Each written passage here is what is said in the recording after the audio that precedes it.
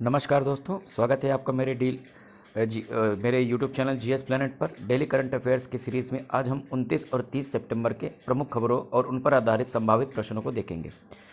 पहला प्रश्न आज का है कि हाल ही में किस राज्य में भारत सरकार ने परशुराम कुंड की आधारशिला रखी है। बहुत important question, very important question. Recently government of India laid the foundation of Parshuram Kund in which state. ठीक है, अरुणाचल प्रदेश, असम, मेघालय एंड वेस्ट बंगाल। कहाँ पर उसने इस तरह के कुंड की आधारशिला रखी है? तो उसका सही आंसर क्या है? अरुणाचल प्रदेश। अरुणाचल प्रदेश वो जगह है जहाँ पर परशुराम कुंड जो पहले से ही है, अब उसे फिर से पुनर्जीवित किया जा रहा है। क्यों? और देखते हैं। देखिए, जी किशन रेड्डी जी, अब प्रश्न ये उठता है जी किशन रेड्डी कौन है? तो ये भारत के कल्चर मिनिस्टर हैं, यानी संस्कृति मंत्री हैं। ठीक है, केंद्रीय संस्कृति मंत्री हैं G Kishan Reddy. G Kishan Reddy lays foundation stone for developing Parshuram Kund in Arunachal Pradesh. तो ये खबर है। खबर ये कि क्यों किया जा रहा है। देखिए, भारत सरकार की एक स्कीम चलती है जिसका नाम है प्रसाद। क्या नाम है?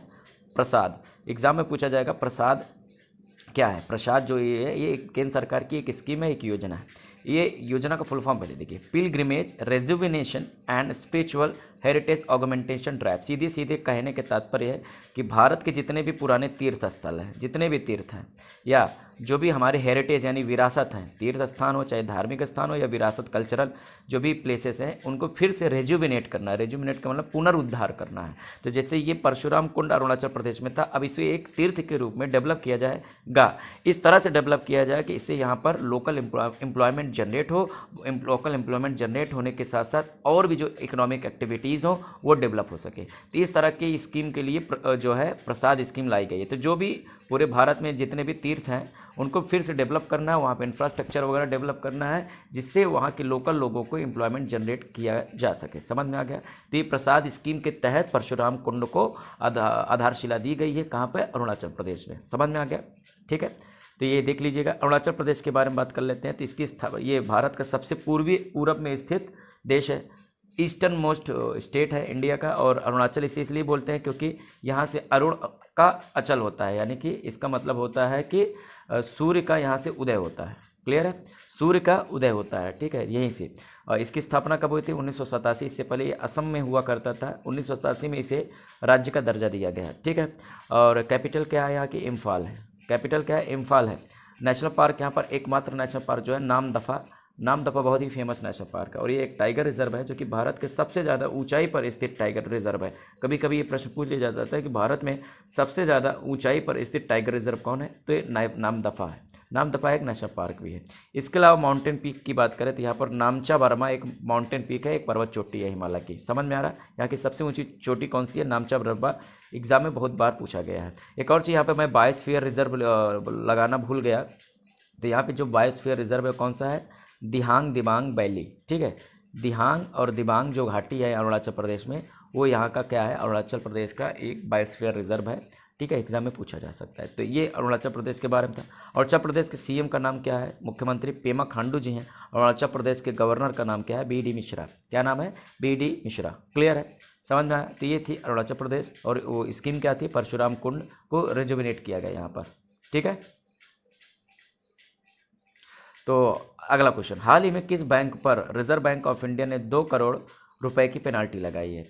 RBI imposes 2 crore rupees penalty on which bank? ये किसके ऊपर लगाई गई है? तो ये इसका सही आंसर है क्या? सी। आरबीएल एक निजी बैंक है, इसके ऊपर 2 करोड़ रुपए की पेनाल्टी लगाई। क्यों पेनाल्टी लगाई गई? देखिए, आरबीआई का एक गाइडलाइंस है केवाईसी गाइडलाइंस का मतलब होता है नो योर कस्टमर, यानी सभी बैंक किसी भी व्यक्ति का खाता खोलने से पहले उसके बारे में कंप्लीट इन्फॉर्मेशन लेंगे। ठीक है, तभी उसका अकाउंट खोला जा सकता है। क्यों ऐसा किया जाता है? क्योंकि अगर सही इन्फॉर्मेशन नहीं लोगे तो टेररिस्ट या जो भी स्मगलिंग एक्टिविटीज़ होती है उस तरह की एक्टिविटीज़ के लिए जो है आपके बैंक का इस्तेमाल किया जा सकता है। तो इस तरह की सिक्योरिटी की जो थ्रेट्स होते हैं, जो सिक्योरिटी के कंसर्न होते हैं, उनको दूर करने के लिए केवाईसी नॉर्म्स फॉलो करना होता है सभी बैंकों को।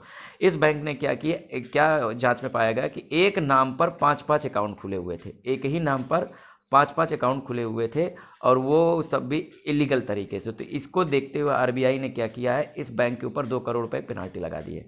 प्रश्न पूछा जा सकता है, RBI imposes 2 crore penalty on RBL bank for deficiencies in regulatory compliance, मतलब जो उसके नियम है उसको ठीक से इन्होंने पालन नहीं किया था। समझ में आ गया? क्लियर है? रिजर्व बैंक ऑफ इंडिया के बारे में आज जान लेते हैं। रिजर्व बैंक ऑफ इंडिया जो कि देश का एक सेंट्रल बैंक है, केंद्रीय बैंक है। इसकी स्थापना कब हुई थी? 1935 में हुई थी, ठीक है। तब देश आज़ाद नहीं होता। इसका हेडक्वार्टर इस समय मुंबई में है। शुरुआत में इसका हेडक्वार्टर कहाँ हुआ करता था? शुरुआत में इसका हेडक्वार्टर कोलकाता में हुआ करता था, ठीक है।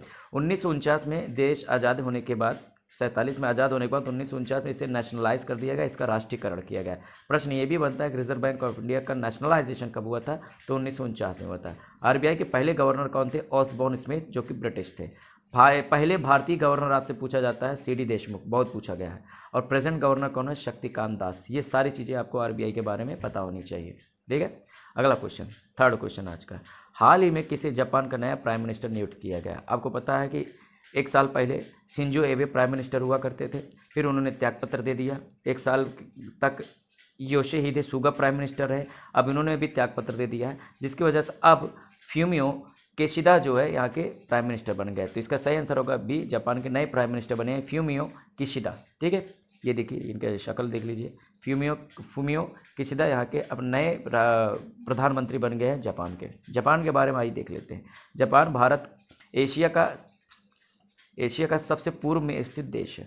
सबसे पूर्व में स्थित देश होने की वजह से क्या होता है? पूरी दुनिया में सबसे पहले सूर्य यहीं उदय होता है। तो भारत में सबसे पहले सूर्य अरुणाचल प्रदेश में उदय होता है, और दुनिया में सबसे पहले सूर्य कहाँ उदय होता है? जापान में हुआ है। अब इसका मतलब ये नहीं कि गाना मोहम्मद रफ़ी साहब ने गा दिया था कि जहाँ सूरज सबसे पहले आके डाले अपना डेरा वह भारत देश है मेरा, वो सर गलत फैक्ट है। वो भावनाओं में गा दिया गया, लेकिन एक्चुअल में जापान में सबसे पहले सूर्य का उदय होता है, ठीक है। जापान की राजधानी क्या है? टोक्यो, जहाँ पर अभी टोक्यो ओलंपिक खेला गया था 2020 का, ठीक है। यहाँ की एक बहुत ही फेमस जो है ज्वालामुखी है, जिसका नाम है फ्यूजियामा यहाँ का क्या है? एक महत्वपूर्ण ज्वालामुखी है। और ये कैसी ज्वालामुखी है? डॉर्मेंट यानी कि सुसुप्त ज्वालामुखी है। सुसुप्त का मतलब होता है ये ऐसी ज्वालामुखी जहाँ से लगातार लावा का उद्भेदन नहीं होता है। जो इरप्शन ऑफ लावा है वो लगातार कॉन्स्टेंटली नहीं होता है।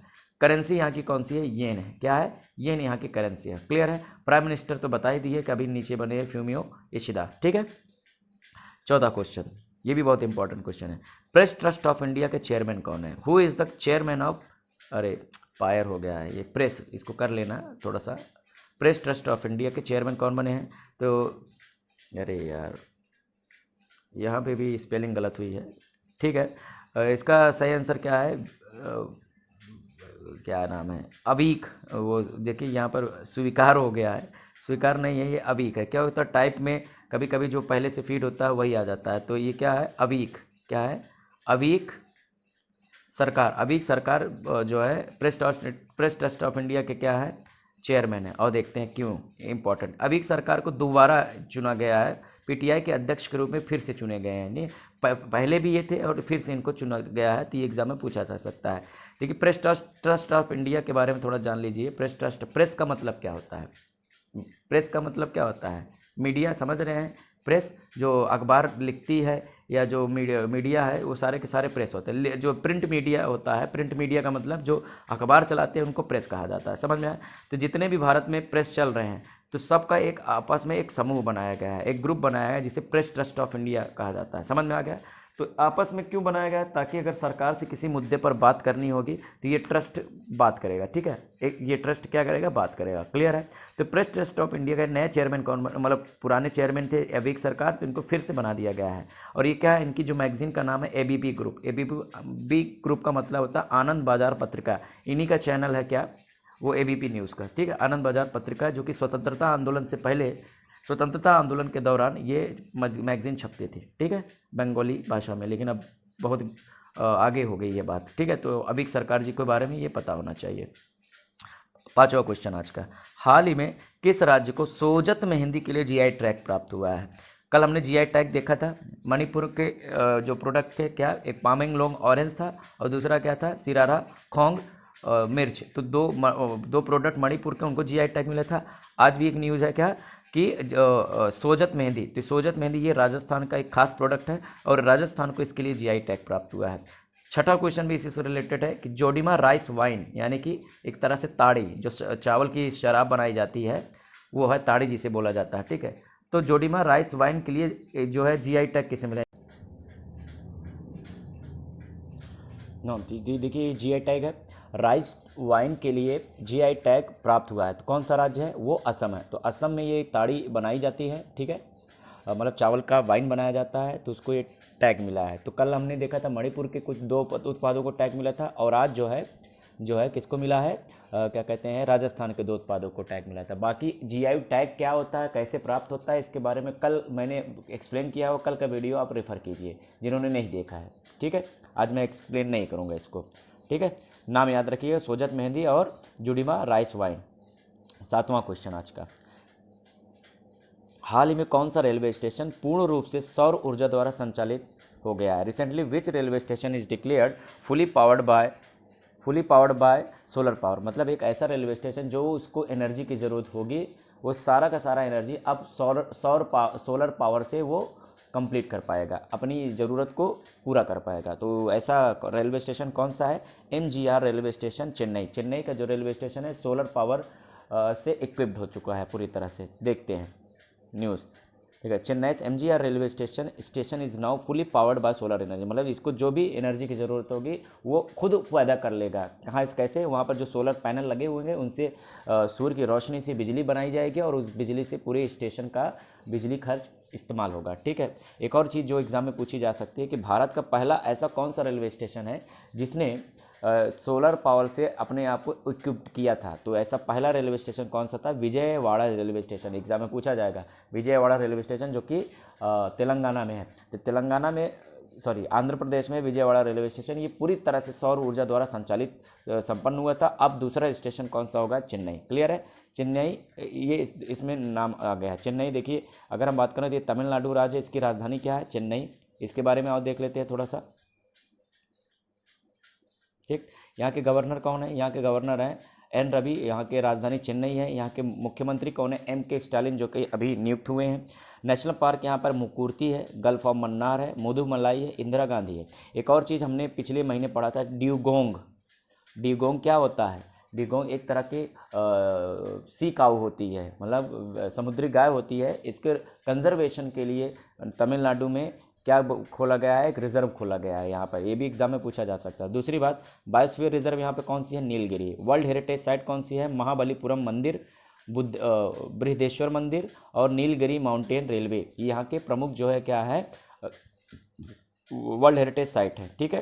तो ये बात MGR चेन्नई रेलवे स्टेशन और उसके बाद रेलवे स्टेशन के मतलब मद्रा क्या बोलते हैं, तमिलनाडु स्टेट की है।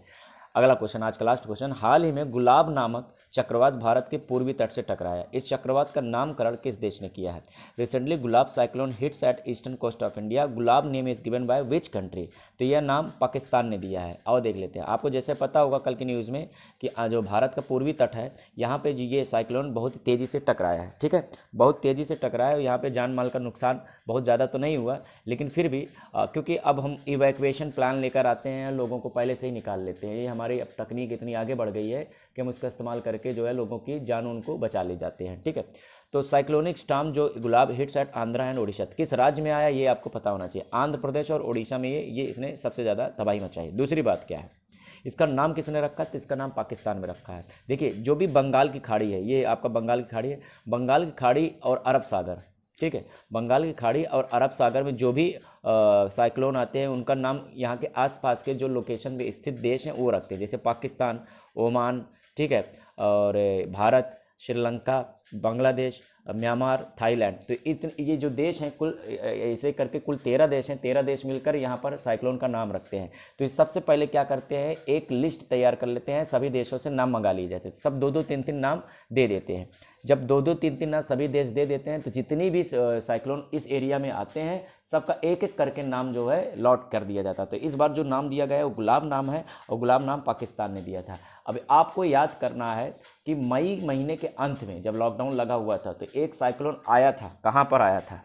कहाँ पे आया था? एक अरब सागर में आया था और एक बंगाल खाड़ी में। आपको उसका नाम कमेंट बॉक्स में जल्दी से कमेंट करना है, ठीक है, कि वो 2 साइक्लोन कौन कौन से थे, ठीक है। एक अरब सागर में आया था और एक बंगाल खाड़ी में मई महीने के अंत में और जून महीने के आसपास आए थे, ठीक है। आपको बताना है। बाकी किसी दिन मैं आपको सब एक्सप्लेन कर दूंगा कि साइक्लोन डेवलप कैसे होता है। अभी के लिए इतना समय, साइक्लोन डेवलप होने के लिए लो प्रेशर चाहिए होता है, मतलब कम दबाव का क्षेत्र अगर बन जाएगा समुद्र के ऊपर तो साइक्लोन यानी कि चक्रवात जैसी कंडीशन बन जाएगी। क्लियर है?